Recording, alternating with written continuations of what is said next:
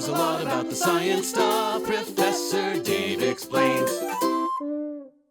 We've discussed the building blocks of the Standard Model in detail throughout the past few tutorials. We've talked about the particles that make up the model, the way those particles interact, and how to mathematically describe those particles and interactions. We then covered the basics of the quantum field theories that make up the model.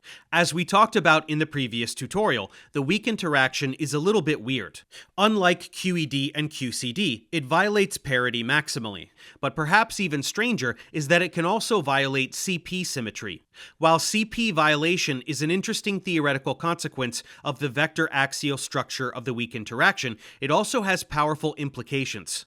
In 1967, Soviet physicist Andrei Sakharov proposed a set of 3 conditions that any theory must satisfy in order to generate more matter than antimatter in the early universe. Sakharov was fascinated by the fact that the observable universe contains so much more matter than antimatter.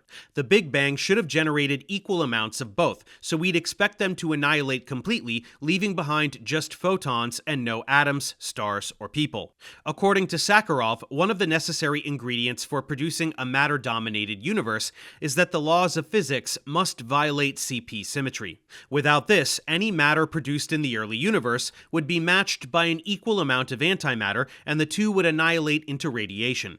This makes intuitive sense, as CP violation means the laws of physics treat particles and antiparticles differently in some cases, which would be required to generate an asymmetry.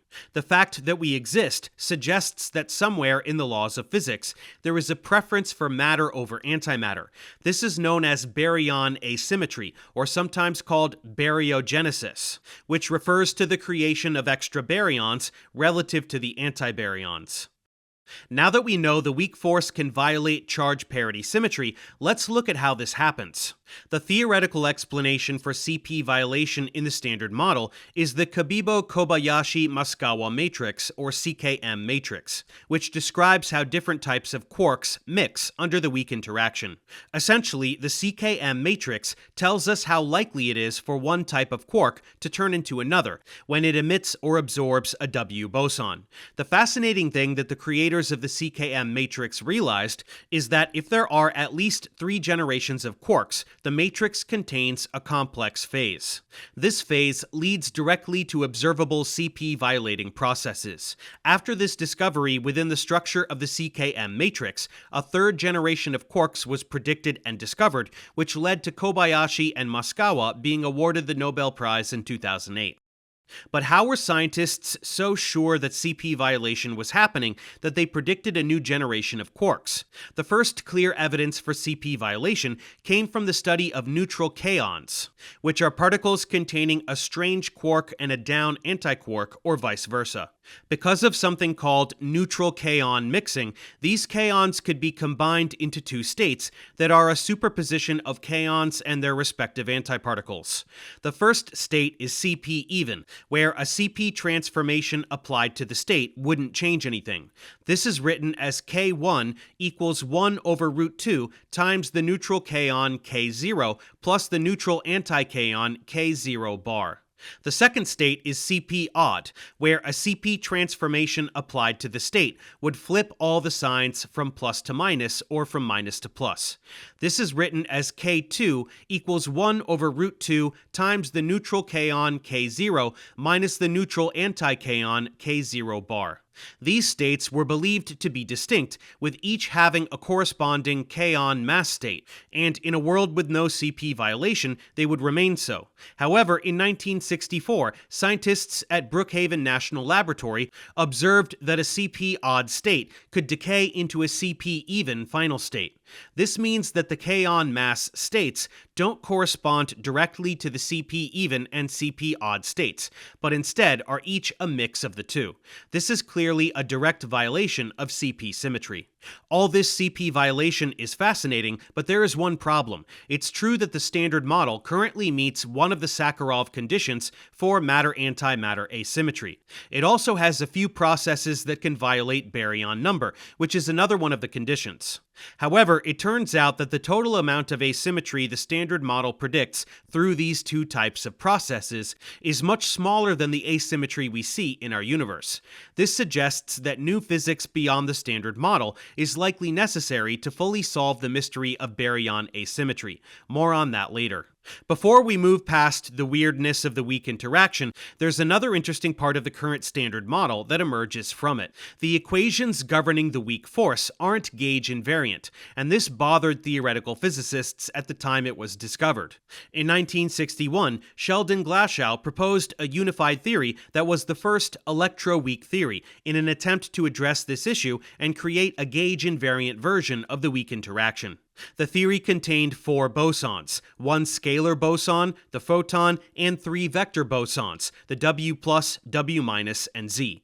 As you can tell from the bosons involved, as well as the name of the theory, it combined electromagnetism and the weak force into one unified theory. Unfortunately, this early version of electroweak unification required all 4 bosons to be massless, which we know cannot be true due to the short range of the weak force.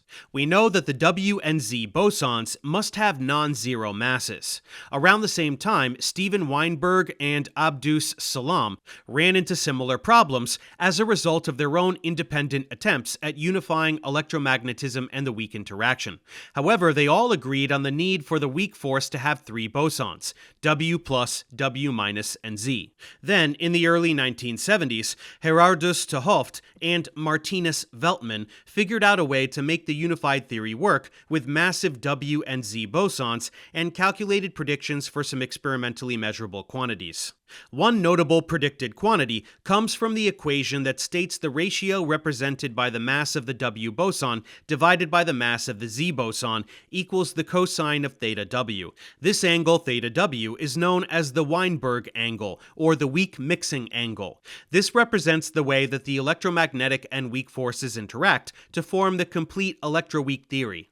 It corresponds to a mathematical matrix rotation angle relating to the underlying symmetries of the theory, the SU2 and U1 symmetries from the weak interaction and QED respectively.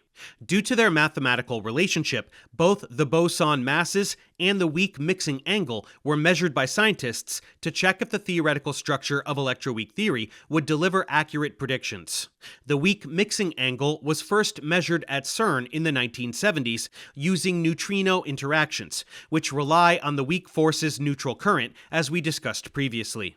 This experiment was called Gargamel, and they found that the sine squared of the weak mixing angle was somewhere around 0.3 or 0.4.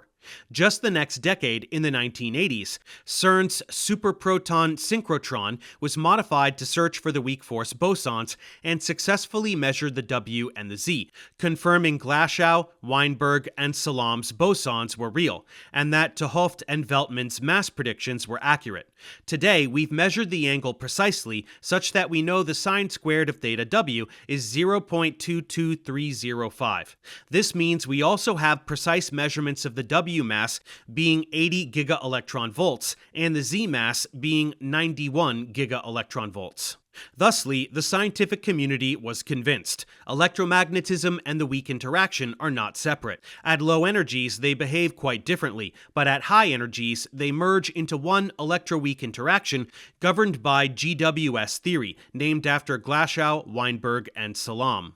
Some think that the beauty of this unification points to more unifications that could exist between other fundamental forces at different energy scales.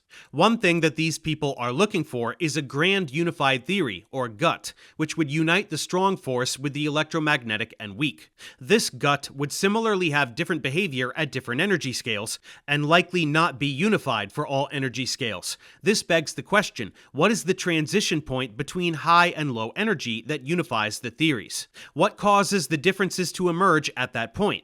Let's move forward and talk about that next. Thanks for watching. Subscribe to my channel for more tutorials. Support me on Patreon so I can keep making content. And as always, feel free to email me, ProfessorDaveExplains@gmail.com.